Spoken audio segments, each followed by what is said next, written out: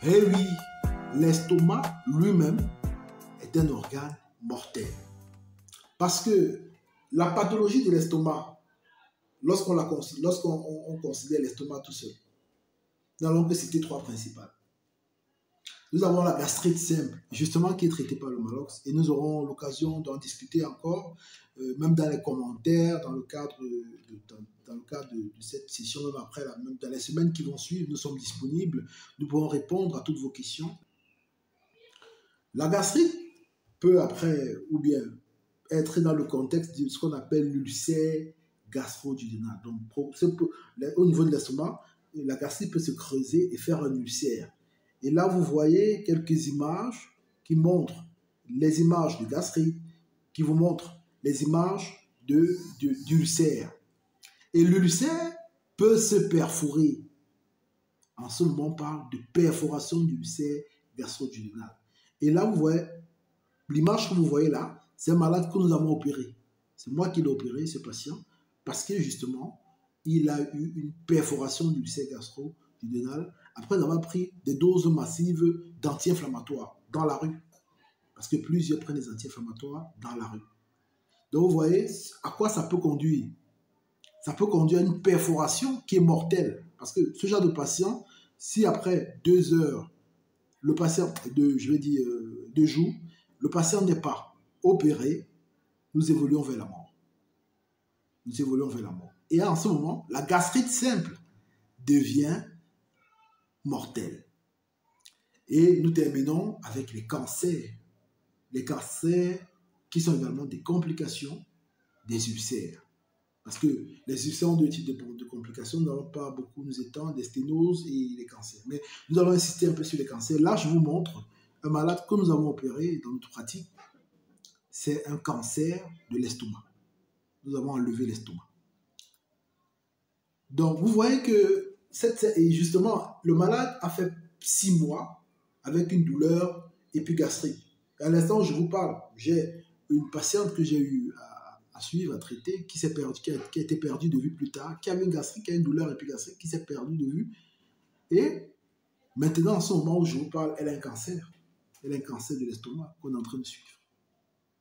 Donc, c'est pour vous faire comprendre la réalité et la gravité de cette douleur épigastrique qui est parfois banalisée. Le message qu'il faut retenir au terme de tout ce temps que nous avons passé ensemble dans cette session sur le mal d'estomac. Alors, le premier message que nous devons retenir, c'est qu'il y a des facteurs de risque. Il y a des signes d'alerte. Et ces signes d'alerte, je vous conseille vivement de les garder. Et si vous avez des personnes autour de vous qui ont une douleur, un mal d'estomac, entre guillemets, ou une douleur épigastrique, en jargon plus médical, il faut consulter, voir si possible faire une endoscopie digestive, c'est-à-dire envoyer l'appareil et la caméra pour aller voir l'estomac. Alors, un patient qui a plus de 50 ans doit prendre au sérieux sa douleur épigastrique. Un patient qui consomme l'alcool et le tabac doit prendre au sérieux sa douleur épigastrique et consulter.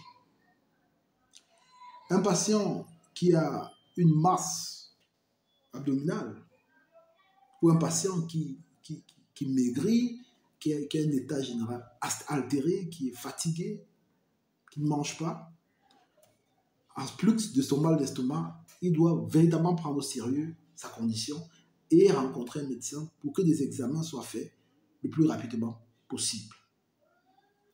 Un patient qui a des difficultés d'avaler, on appelle cela la dysphagie, doit également prendre au sérieux sa douleur épigastrique. Lorsque la dysphagie est associée à un mal d'estomac, il doit prendre au sérieux et consulter. Un patient qui vomit du sang, qui a du sang dans les selles, doit également prendre au sérieux sa douleur épigastrique, ou qui a une anémie inexpliquée. Un patient qui est anémié et qui a une anémie expliquée, ça peut venir de l'estomac, doit prendre au sérieux sa douleur épigastrique.